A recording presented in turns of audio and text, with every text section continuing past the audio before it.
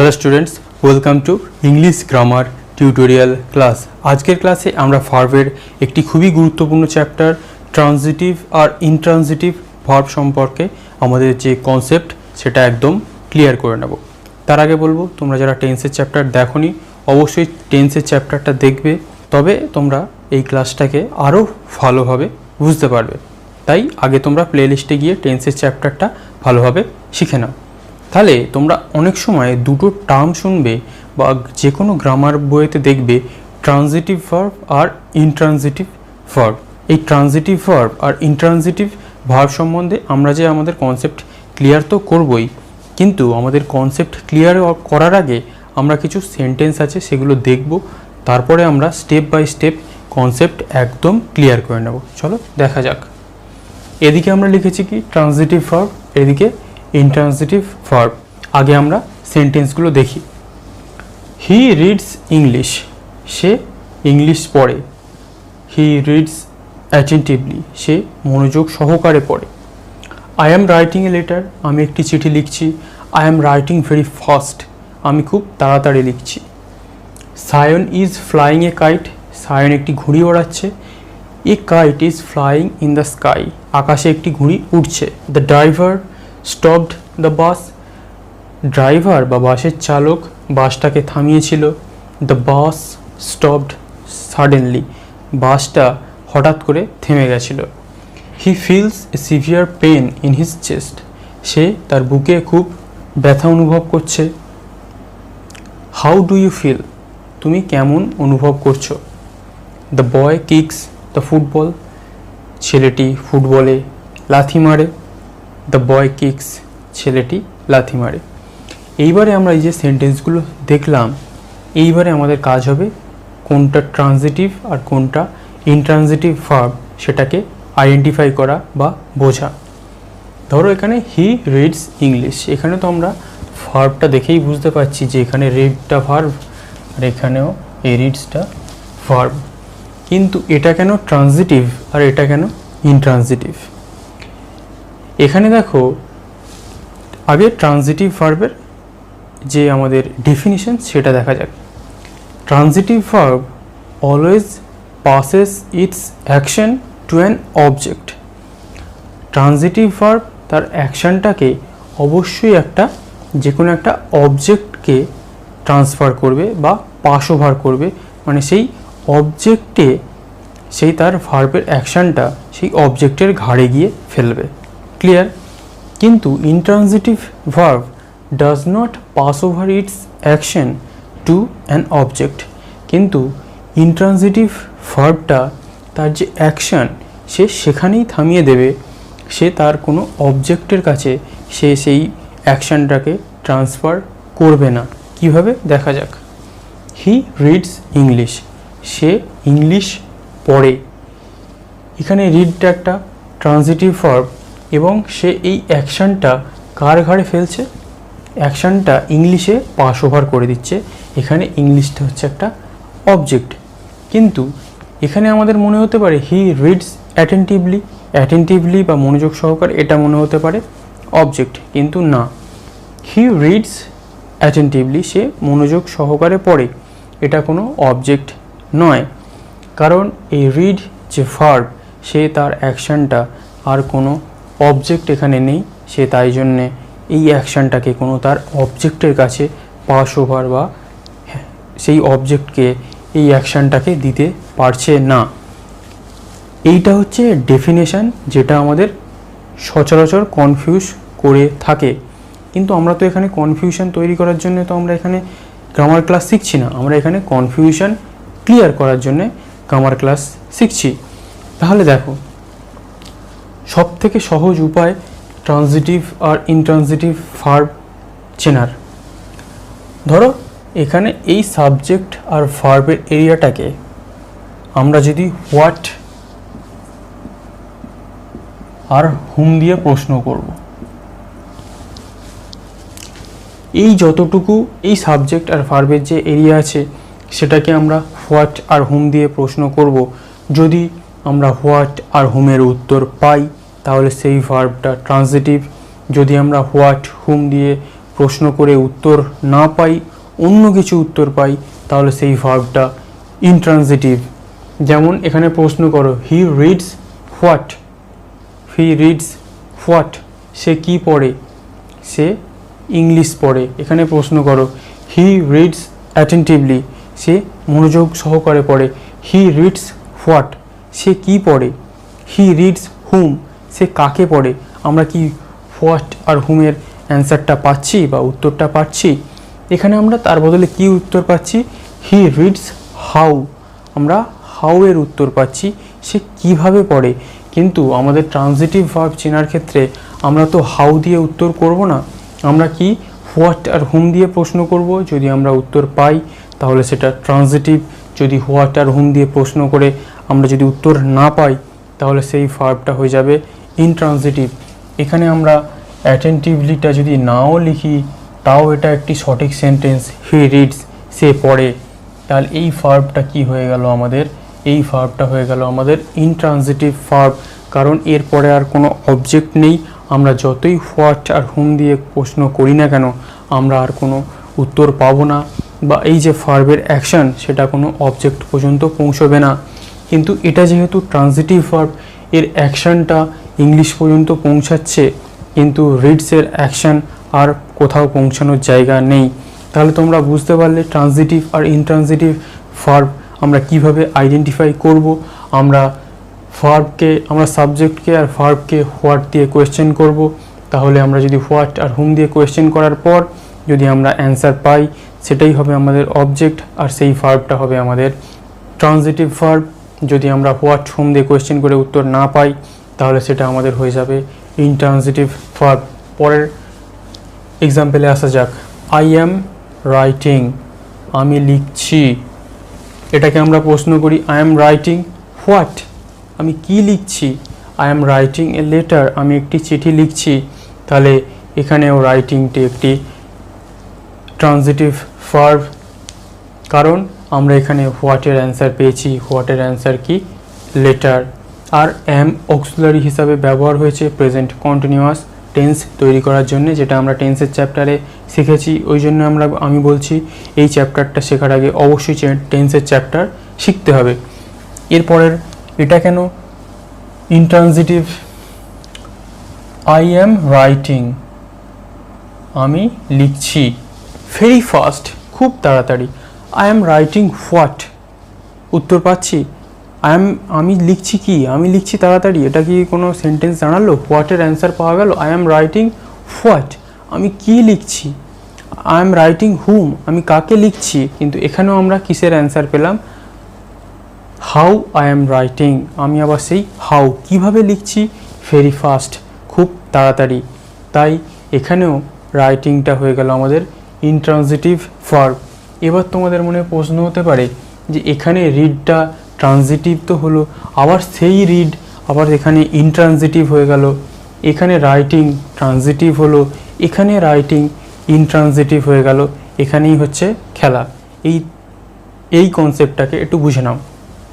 আমরা যে হাজার হাজার ভার্ব আছে সেই ভার্বকে, মোস্ট অফ দ্য ভার্বস আমরা সেটাকে ট্রানজিটিভ ভার্বের আকারে লিখতে পারি, আমরা সেটাকে ইনট্রানজিটিভ ভার্বের আকারেও লিখতে পারি।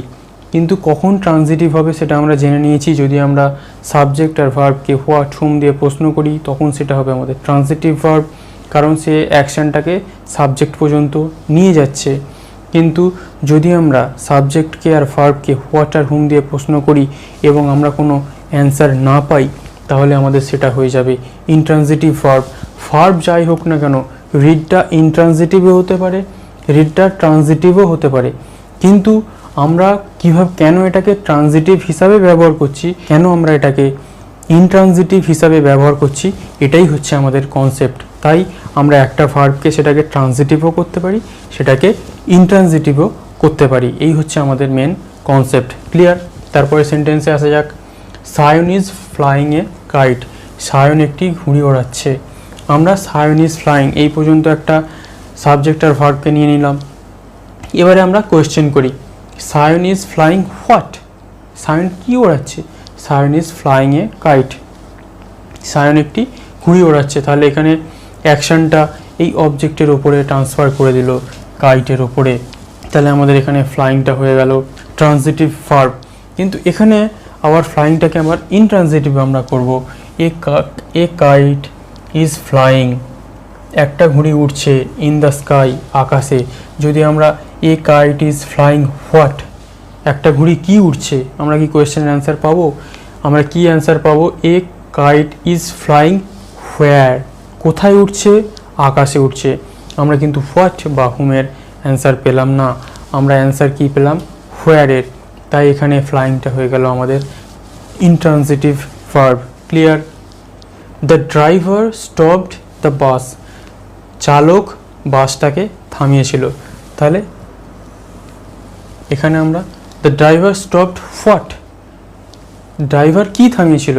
The driver stopped the bus, driver বাসটাকে থামিয়েছিল। তাহলে এখানে আমাদের স্টপটা হয়ে গেল ট্রানজিটিভ ভার্ব, কারণ এখানে আমরা সাবজেক্ট আর ভার্বকে হোয়াট দিয়ে কোয়েশ্চেন করে আমরা বাস অবজেক্টটাকে পেয়েছি।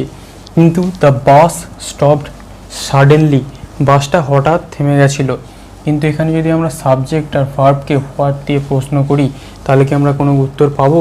দ্য বাস স্টপড হোয়াট, তাহলে আমরা এখানে কি উত্তর পাবো? দ্য বাস স্টপড হাউ, কিভাবে বাসটা থেমে গেছিলো? সাডেনলি, হঠাৎ করে।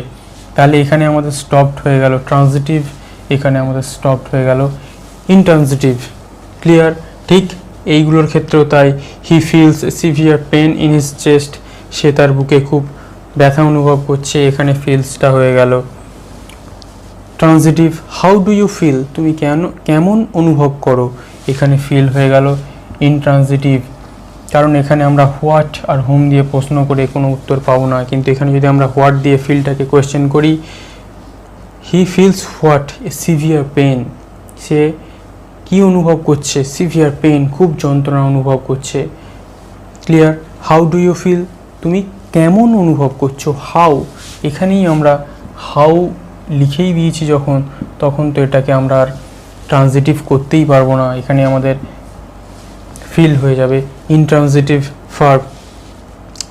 The boy kicks the football, ছেলেটি ফুটবলে লাথি মারে। এখানে কিক্সকে আমরা যদি হোয়াট দিয়ে প্রশ্ন করি, the boy kicks what? The boy kicks the football, ফুটবলটাকে লাথি মারে। দ্য বয় কিক্স, ছেলেটি লাথি মারে। তাহলে এখানে আর কোনো অবজেক্টই নেই, আমরা অনায়াসে বলে দিতে পারি এটা একটি ইনট্রানজিটিভ ভার্ব। এবারে আমরা দেখব, সব তো আমরা হোয়াট দিয়ে এক্সাম্পল দেখলাম, এবারে যদি আমরা একটা হোম দিয়ে দেখি, ধরো লিখলাম আমি আই লাভ হিম, আমি তাকে ভালোবাসি। এখানে যদি আমি আই লাভটাকে হোম দিয়ে প্রশ্ন করি, আই লাভ হোম, আমি কাকে ভালোবাসি? আমি আই লাভ হিম, আমি তাকে ভালোবাসি। এখানে হিমটা হচ্ছে অবজেক্ট, তাই এখানে আমাদের লাভটা হয়ে গেল ট্রানজিটিভ ভার্ব। কিন্তু ধরো এখানে আমাদের হিমটা নেই, আই লাভ, আমি ভালোবাসি। তাহলে এখানে যেহেতু আর কোনো অবজেক্ট নেই, হোয়াট হোম দিয়ে প্রশ্ন করার অবকাশও নেই, তাহলে এখানে আমাদের লাভটা হয়ে গেল ইনট্রানজিটিভ ভার্ব। তাহলে এই হচ্ছে আমাদের ট্রানজিটিভ ভার্ব আর ইনট্রানজিটিভ ভার্বের কনসেপ্ট। আশা করছি তোমরা এই যে বেসিক কনসেপ্টটা বুঝতে পেরেছো। এরপরে আমরা একটু অ্যাডভান্স রুলসে যাব, সেটাও তোমরা বুঝতে পারবে। কিন্তু যদি আমরা বেসিকটা না জানতে পারি, আমরা অ্যাডভান্স রুলস শিখতে পারবো না। কিন্তু কিছু গুরুত্বপূর্ণ টার্ম আছে, কিন্তু কিছু গুরুত্বপূর্ণ ভার্ব যেগুলোকে আমরা ট্রানজিটিভ হিসাবে ব্যবহার করতে পারি না, বেশিরভাগ ক্ষেত্রেই আমরা সেটাকে ইনট্রানজিটিভ ব্যবহার করি। সেটাগুলো কি? কাম মানে আসা, গো মানে যাওয়া, ফল মানে পড়ে যাওয়া, স্লিপ মানে ঘুমানো, লাই মানে মিথ্যা কথা বলা বা শুয়ে থাকা।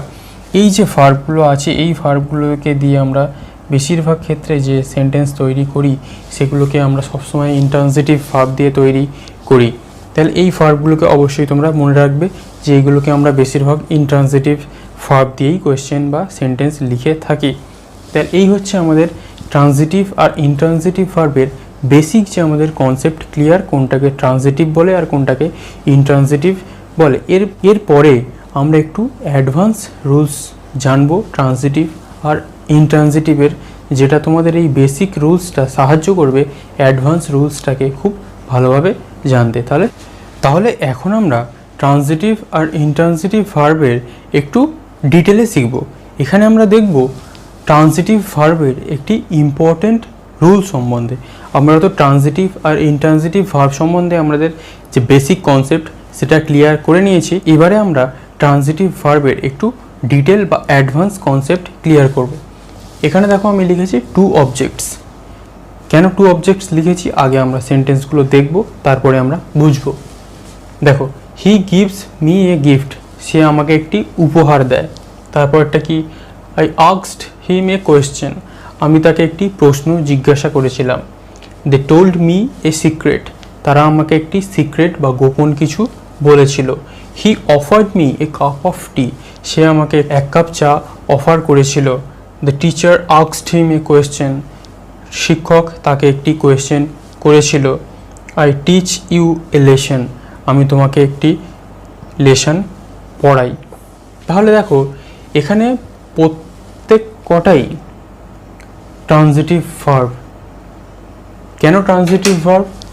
যদি আমরা হি গিভসকে প্রশ্ন করি, he gives what, he gives a gift. যদি আমরা প্রশ্ন করি he gives hmm, he gives me. এখানে দেখো আমরা হোয়াট দিয়েও প্রশ্ন করে একটা অবজেক্ট পেলাম, আবার হুম দিয়ে প্রশ্ন করে আর একটা অবজেক্ট পেলাম। এখানেই আমাদের কনসেপ্ট। কি কনসেপ্ট? কিছু কিছু ট্রান্সিটিভ ভার্ব দুটো অবজেক্ট তার পাশাপাশি নেয়। এখানে একটা অবজেক্ট মি হয়েছে, এখানে অবজেক্ট হয়েছে এ গিফট। তাহলে একটা অবজেক্টকে বলে ডাইরেক্ট অবজেক্ট, আর একটা অবজেক্টকে বলে ইনডাইরেক্ট অবজেক্ট। এবারে কোনটা ডাইরেক্ট অবজেক্ট আর কোনটা ইনডাইরেক্ট অবজেক্ট আমরা বুঝবো কী করে?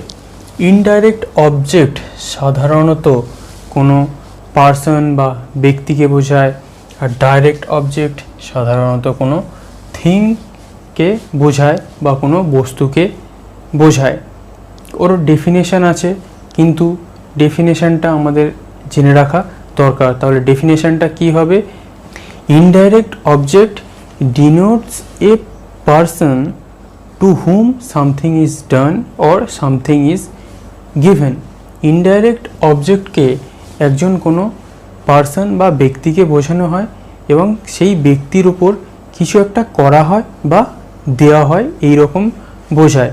আর direct object usually denotes the name of a thing. আর ডাইরেক্ট অবজেক্ট কোনো একটা থিংয়ের নাম বোঝায়, যেমন এখানে gift direct object, me indirect object. তাহলে আমাদের কনসেপ্ট ক্লিয়ার। ট্রান্সিটিভ ভার্ব অনেক ক্ষেত্রে দুটো অবজেক্ট নেয়, একটা ডাইরেক্ট অবজেক্ট আর একটা ইনডাইরেক্ট অবজেক্ট। ডাইরেক্ট অবজেক্ট সাধারণত কোনো ডাইরেক্ট অবজেক্ট একটা থিং বা বস্তুকে বোঝায়, ইনডাইরেক্ট অবজেক্ট কোনো ব্যক্তিকে বোঝায়। আরও সহজে যদি আমরা বুঝতে চাই, আমরা যদি হুম দিয়ে কোয়েশ্চেন করি তাহলে আমরা পাবো ইনডাইরেক্ট অবজেক্ট, আর যদি আমরা হোয়াট দিয়ে কোয়েশ্চেন করি সাবজেক্ট আর ভার্বকে তাহলে আমরা পাবো ডাইরেক্ট অবজেক্ট। ক্লিয়ার? পরের সেন্টেন্স দেখি। I asked him a question, আমি তাকে একটি কোয়েশ্চেন করেছিলাম। আই আস্কড হুম, আমি কাকে কোয়েশ্চেন করেছিলাম? হিম। তাহলে হিমটা হয়ে গেল আমাদের কি, হুম দিয়ে কোয়েশ্চেন করেছি, এটা হচ্ছে কোনো ব্যক্তিকে বা পার্সনকে বুঝিয়েছে। ইনডাইরেক্ট অবজেক্ট এ কোয়েশ্চেন, এটা একটা থিং, তাই এটাকে আমরা হোয়াট দিয়ে কোয়েশ্চেন করতে হবে। I asked what, I asked a question, তাহলে এটা হয়ে গেল আমাদের ডাইরেক্ট অবজেক্ট। আর একটা গুরুত্বপূর্ণ জিনিস জেনে রাখো, ইনডাইরেক্ট অবজেক্ট অনেক সময় কোয়েশ্চেনের সম্পূর্ণ অর্থ প্রকাশ করতে নাও পারে। যেমন হি গিভস মি, সে আমাকে দেয়। সে আমাকে কি দেয় এর মাধ্যমে কি আমরা বুঝতে পারছি? তাই ইনডাইরেক্ট অবজেক্ট যে ব্যক্তিকে বোঝায় সেটার মাধ্যমে আমরা সেন্টেন্সের সম্পূর্ণ অর্থ অনেক সময় নাও প্রকাশ করতে পারে বা নাও বুঝতে পারি, কিন্তু ডাইরেক্ট অবজেক্ট সবসময় সেন্টেন্সের পুরো সম্পূর্ণ অর্থ বুঝিয়ে দেবেই। হি গিভস এ গিফট, সে একটি গিফট দেয়। আই আস্কড এ কোয়েশ্চেন, আমি একটি কোয়েশ্চেন করেছিলাম। আই আস্কড হিম, আমি তাকে জিজ্ঞেস করেছিলাম। কি জিজ্ঞেস করেছিলাম এটা আমরা নাও বুঝতে পারি, এটা আমাদের নাও ধারণা হতে পারে। আমি অনেক কিছু জিজ্ঞাসা করতে পারি, কিন্তু আই আস্কড এ কোয়েশ্চেন মানে আমি তাকে একটি কোয়েশ্চেনই জিজ্ঞাসা করেছিলাম। পরেরটা দেখলে আরও বুঝতে পারবো। দে টোল্ড মি এ সিক্রেট, তারা আমাকে একটি গোপন খবর বা গোপন কথা বলেছিল। তাহলে আমরা হোম দিয়ে প্রশ্ন করলে পাবো মি হয়ে গেল আমাদের indirect object. A secret what দিয়ে প্রশ্ন করলে they told what a secret, they told whom me. তাহলে দে টোল্ড মি তারা আমাকে বলেছিল, কি বলেছিল আমি কিন্তু বুঝতে পারছি না, কিন্তু দে টোল্ড এ সিক্রেট তারা একটি গোপন কথা বলেছিল। আমরা একটি নির্দিষ্ট করে বুঝতে পারছি তারা আমাকে একটা গোপন কথাই বা গোপন কিছুই বলেছিল। তাহলে ডাইরেক্ট অবজেক্ট সবসময় একটা সেন্টেন্সের সম্পূর্ণ অর্থ প্রকাশ করে, কিন্তু ইনডাইরেক্ট অবজেক্টের মাধ্যমে আমরা সবসময় সেন্টেন্সের সম্পূর্ণ অর্থ নাও প্রকাশ করতে পারে। পরেরটা দেখা যাক। He offered me a cup of tea, সে আমাকে এক কাপ চা অফার করেছিল। হোম দিয়ে প্রশ্ন করলে আমরা পাবো মি, হোয়াট দিয়ে প্রশ্ন করলে আমরা পাবো এ কাপ অফ টি। একই concept. The teacher asked him a question, শিক্ষক তাকে একটি কোয়েশ্চেন জিজ্ঞাসা করেছিল। হোম দিয়ে প্রশ্ন করলে আমরা পাবো হিম, হোয়াট দিয়ে প্রশ্ন করলে আমরা পাবো question. I teach you a lesson, আমি তোমাকে একটি লেসন পড়াই। যদি আমরা হোম দিয়ে প্রশ্ন করি সাবজেক্ট আর ভার্বকে, আমরা পাবো আই টিচ হোম, কাকে পড়াই, ইউ তোমাকে। আই টিচ হোয়াট, আমি কি পড়াই, এ লেসন একটি পাঠ। তাহলে লেসন হয়ে গেল আমাদের ডাইরেক্ট অবজেক্ট, ইউ হয়ে গেল আমাদের ইনডাইরেক্ট অবজেক্ট। তাহলে এই কনসেপ্ট ক্লিয়ার যে some transitive verbs take two objects after them, কিছু ট্রানজিটিভ ভার্ব তারপরে দুটো অবজেক্ট নেয়, একটা ডাইরেক্ট অবজেক্ট একটা ইনডাইরেক্ট অবজেক্ট। ইনডাইরেক্ট অবজেক্ট আমরা কোনো পার্সনের ক্ষেত্রে ব্যবহার করি, আর ডাইরেক্ট অবজেক্ট কোনো থিংয়ের ক্ষেত্রে বোঝাই। ট্রানজিটিভ ভার্ব দুটো অবজেক্ট নেয়, একটা ডাইরেক্ট একটা ইনডাইরেক্ট অবজেক্ট। এই যে আমাদের কনসেপ্ট, আশা করছি আমাদের ক্লিয়ার। এর পরের ক্লাসে আমরা আর একটা অ্যাডভান্স রুল ট্রানজিটিভ আর ইনট্রানজিটিভ ভার্বের সেটা দেখে নেব। তাহলে এখন আমরা ট্রানজিটিভ আর ইনট্রানজিটিভ ভার্বের আরও যে একটা অ্যাডভান্স রুলস আছে সেটা দেখে নেব। এখানে আমরা কি লিখেছি, ইনট্রানজিটিভ ভার্ব, তার মানে আমরা ইনট্রানজিটিভ ভার্বের যে অ্যাডভান্স রুলস আছে সেটা আমরা জানবো। কিন্তু তার আগে আমি কিছু সেন্টেন্স লিখেছি, সেগুলো আমাদের জানাটা খুবই দরকার, তারপরে আমরা কনসেপ্টে আসবো। দেখো, Olivia dreamed a beautiful dream, Olivia খুব একটি সুন্দর স্বপ্ন দেখেছিল। The Indian army has fought a great fight, Indian army খুব ভালো লড়াই করেছিল। Arijit Singh sings a sweet song, Arijit Singh একটি খুব সুন্দর গান করে। She laughs a hearty laugh, সে মন খুলে হাসে। What a bitter cry she cried, সে কি কান্নাই না কাঁদল। এখানে আমরা কি লিখেছি, ইনট্রানজিটিভ ভার্ব। আমরা কি শিখেছিলাম যে ইনট্রানজিটিভ ভার্বের অবজেক্ট হয় না, কিন্তু যেহেতু আমরা একটু অ্যাডভান্স রুল সম্পর্কে জানব, আমরা কি জানি ইনট্রানজিটিভ ভার্বের অবজেক্ট হয় না, কিন্তু এখানে আমরা দেখব কিছু কিছু ইনট্রানজিটিভ ভার্ব আছে যার অবজেক্ট হয়। যেমন এখানে Olivia dreamed a beautiful dream, Olivia একটি সুন্দর স্বপ্ন দেখেছিল। এখানে এটা ভার্ব, এটা হচ্ছে আমাদের এই বিউটিফুল ড্রিমটা হচ্ছে আমাদের অবজেক্ট। এই হচ্ছে আমাদের কনসেপ্ট, কিন্তু কনসেপ্টটাকে আরও আমরা যদি সহজ করতে চাই তাহলে আমরা কি দেখতে পাচ্ছি, এখানে যে ভার্ব আর এখানে যে অবজেক্টের যে অবজেক্ট তার মধ্যে আমরা একটা সদৃশ্য দেখতে পাচ্ছি। এখানে ড্রিমটা একটা ভার্ব, এখানেও ড্রিমটা হয়ে গেছে অবজেক্ট। তাহলে আমাদের কনসেপ্টটা কি হবে, কিছু কিছু ইনট্রানজিটিভ ভার্ব অবজেক্ট নেয়, সেই অবজেক্টগুলো তার ভার্বের সঙ্গে সিমিলার দেখতে লাগে। যেমন এখানে ড্রিমড, এখানে ড্রিম, এই ড্রিম থেকেই হয়েছে ড্রিমড। এখানে ড্রিমটা আমাদের ভার্ব হিসাবে ব্যবহৃত হয়েছে, কিন্তু এখানে হয়ে গেছে সেটা অবজেক্ট। তাই কিছু কিছু ইনট্রানজিটিভ ভার্ব যে অবজেক্টটা তার পাশে নেয়, সেই অবজেক্টটা কেমন হয় সেই ভার্বের মতোই, যেমন এখানে হয়েছে, পরেরটাতেও একই। The Indian army has fought a great fight. Indian army খুব ভালো লড়াই করেছিল। এখানে ফট আমাদের ভার্ব, এখানে গ্রেট ফাইট হয়ে গেছে আমাদের অবজেক্ট। তাহলে ভার্ব আর অবজেক্টের মধ্যে একটা সাদৃশ্য দেখতে পাচ্ছি, কারণ আমরা কি জানি ফাইট থেকেই আমরা এই যে পাস্ট পার্টিসিপেল ফর্ম এসছে ফট। তাহলে এখানে ভার্ব আর অবজেক্টের মধ্যে আমরা একটা সিমিলারিটি বা সাদৃশ্য লক্ষ্য করতে পারছি। তাহলে ইন্ট্রানজিটিভ ভার্বের যদি কোনো অবজেক্ট নেয়, সেই ভার্বটা আর অবজেক্টের মধ্যে একটা সিমিলারিটি বা সাদৃশ্য বা সেই ভার্বটাকে আর অবজেক্টটাকে অনেকটা একই রকমের হয়, তাই জন্যেই সেটা হয়ে যায় ইন্ট্রানজিটিভ ভার্বের অবজেক্ট। এবং এই অবজেক্টটাকে আমরা একটি অন্য নামে চিনি, সেটা আমাদের কি নাম? Cognate object. এখানে যেই অবজেক্টগুলোকে আমরা ব্যবহার করছি এগুলোকে আমরা ডাইরেক্ট বা ইনডাইরেক্ট অবজেক্ট বলবো না, এগুলোকে আমরা বলবো কগনেট অবজেক্ট। কগনেট অবজেক্ট কারণ এটা ইন্ট্রানজিটিভ ভার্বের অবজেক্ট, আর ভার্ব অবজেক্ট অনেকটা সিমিলারিটি বা একই রকম হয়, সেহেতু ওটাকে আমরা বলবো কগনেট অবজেক্ট, যেটাকে আমরা ইন্ট্রানজিটিভ ভার্বের অবজেক্ট হিসাবে ব্যবহার করি। তারপরটা দেখো, Arijit Singh sings a sweet song. Arijit Singh একটি খুব সুন্দর বা মিষ্টি গান করে। এখানে সিংটা হচ্ছে ভার্ব, এখানে সংটা হচ্ছে object. Arijit Singh sings a sweet song.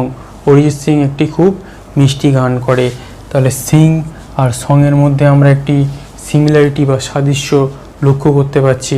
তাহলে এটা হয়ে গেল আমাদের ভার্ব, ইন্ট্রানজিটিভ ভার্ব। এটা হয়ে গেল আমাদের কগনেট অবজেক্ট ইন্ট্রানজিটিভ ভার্বের। ক্লিয়ার? তারপর এটা কি? C laughs a hearty laugh. সে মনের আনন্দে হাসলো। এখানে লাভসটা হয়ে গেল আমাদের ইন্ট্রানজিটিভ ভার্ব, এখানে আমাদের এই লাভটা হয়ে গেল অবজেক্ট। সেই অবজেক্টটাকে আমরা কি বলবো?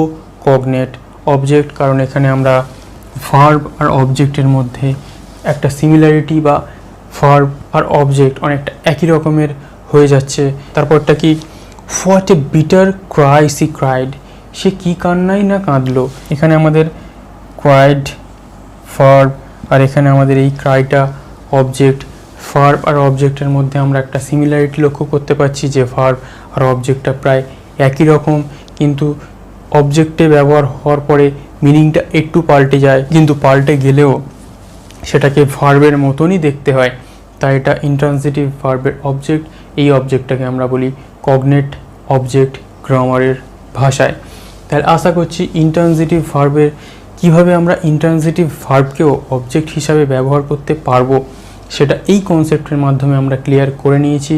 সেই ভার্বটাকে সেই যে অবজেক্ট আর ভার্বের মধ্যে একটা সিমিলারিটি থাকবে, অনেকটা একই রকম দেখতে হবে ভার্বকে আর অবজেক্টকে, এবং সেই অবজেক্টটাকে আমরা ডাইরেক্ট আর ইনডাইরেক্ট অবজেক্ট বলবো না, যেটাকে আমরা ট্রান্সিটিভ ভার্বে শিখেছি। আমরা এখানে যে অবজেক্টটাকে ব্যবহার করব সেটাকে বলবো কগনেট অবজেক্ট।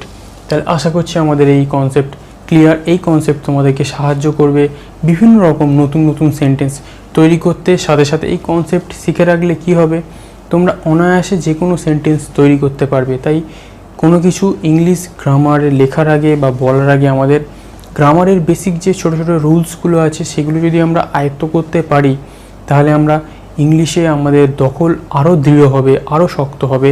আমরা ইংরেজিতে বলতে পারবো, লিখতে পারবো।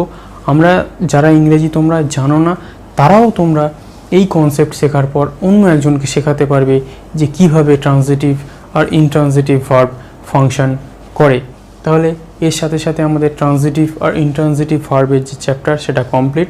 আশা করছি তোমরা কনসেপ্ট বুঝতে পেরেছো। যদি অসুবিধা হয় আমাকে কমেন্ট করবে, আমি চেষ্টা করব তোমাদের কনফিউশন ক্লিয়ার করার। তাহলে থ্যাংক ইউ ফর ওয়াচিং। এরপরে আমরা অন্য কোনো চ্যাপ্টারে আমাদের দেখা হবে। Thank you. এখন আমরা ট্রান্সিটিভ আর ইনট্রান্সিটিভ ভার্বের আর একটা গুরুত্বপূর্ণ নিয়ম সম্পর্কে জেনে নেব। চলো দেখা যাক। ইনট্রান্সিটিভ ভার্ব, আমরা কি জানি ইনট্রান্সিটিভ ভার্বের পরে অবজেক্ট বসে না, কিন্তু এখানে আমরা দেখব ইনট্রান্সিটিভ ভার্বের পরে আমরা কিছু কিছু ওয়ার্ড সেই সেন্টেন্সটাকে কমপ্লিট করার জন্যে বসাই। সেটাকে কি বলে আগে আমরা এক্সাম্পলগুলো দেখব, তারপরে জানবো। দেখো, Piklu is angry. Piklu ragi. He became a teacher, সে একটি শিক্ষক হয়েছিল।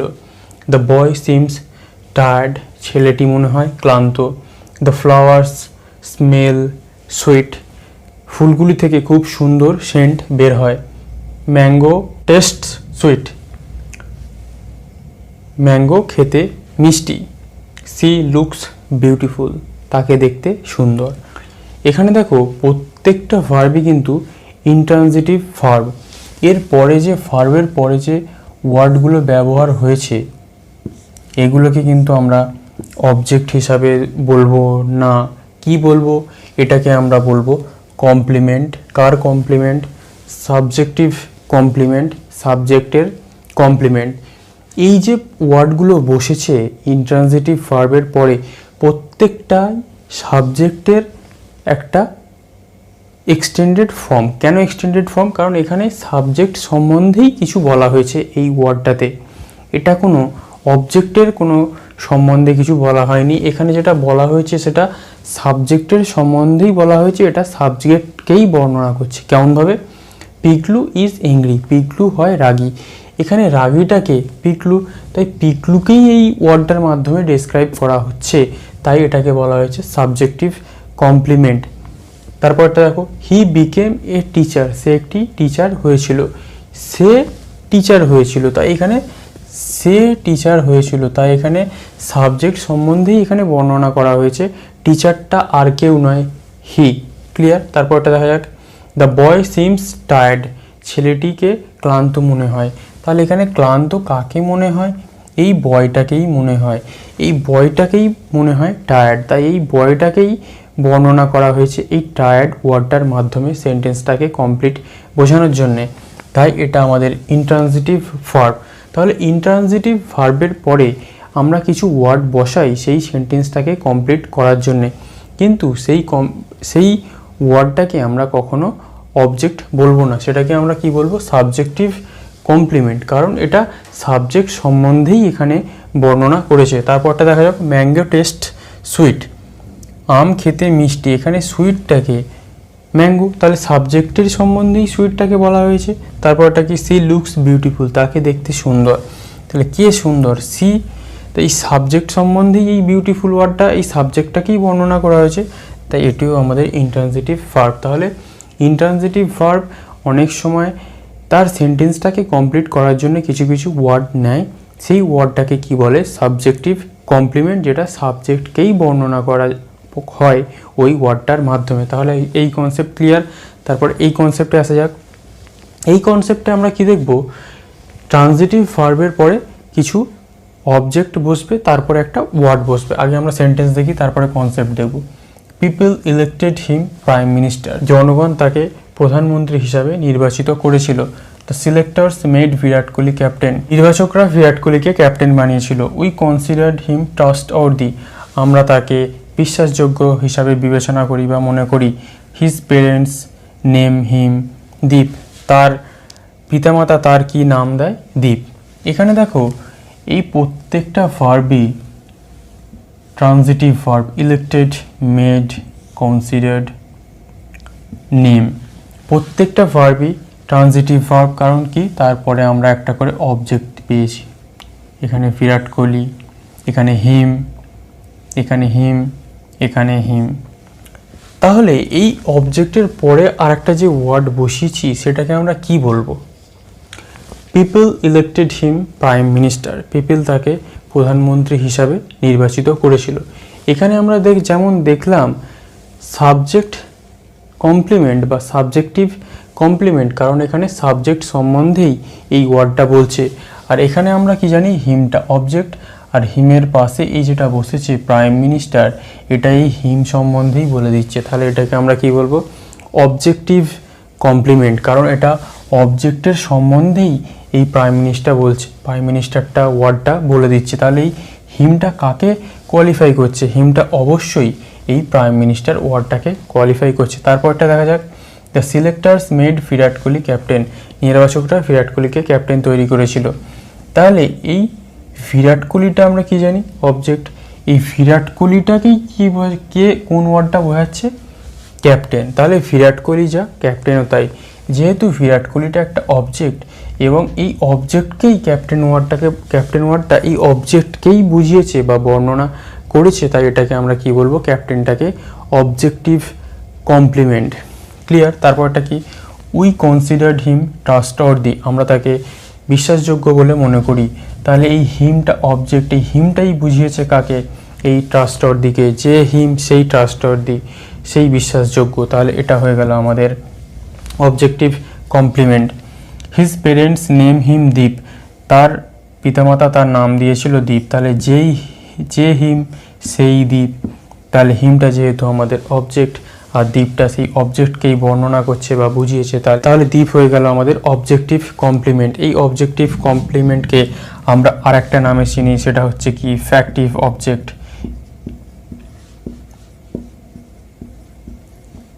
আমরা অনেক সময় বইতে দেখে থাকি ফ্যাক্টিভ অবজেক্ট, সেই ফ্যাক্টিভ অবজেক্টটা কি, ফ্যাক্টিভ অবজেক্টটা হচ্ছে অবজেক্টিভ কমপ্লিমেন্ট, যেটা তার পাশে একটা ওয়ার্ড বসে, যখন সেই ওয়ার্ডটা এই অবজেক্ট আর সেই ওয়ার্ডটাকে একই ব্যক্তিকে বোঝায় এবং সেই অবজেক্ট সম্বন্ধে কিছু কথা বলে, সেটা হয়ে যায় আমাদের অবজেক্টিভ কমপ্লিমেন্ট বা ফ্যাক্টিভ অবজেক্ট। অবশ্যই যে ভার্বটা হয় সেটা হয় আমাদের ট্রানজিটিভ ভার্ব। তাহলে এই গেল আমাদের এই যে কনসেপ্ট বাকি ছিল, এটা আমরা ক্লিয়ার করে নিলাম। সাবজেক্টিভ কমপ্লিমেন্ট আর অবজেক্টিভ কমপ্লিমেন্ট কি, তাহলে এর সাথে সাথে আমাদের ট্রানজিটিভ আর ইনট্রানজিটিভ ভার্বের যে চ্যাপ্টার সেটা কমপ্লিট হচ্ছে। আশা করছি তোমরা টপিকটা বুঝতে পেরেছো, না বুঝতে পারলে কমেন্ট করবে, আমি চেষ্টা করব উত্তর দেওয়ার। তাহলে এর পরের ক্লাসে আমরা অন্য কোনো টপিকে নিয়ে আলোচনা করব। আপাতত থ্যাংক ইউ ফর ওয়াচিং।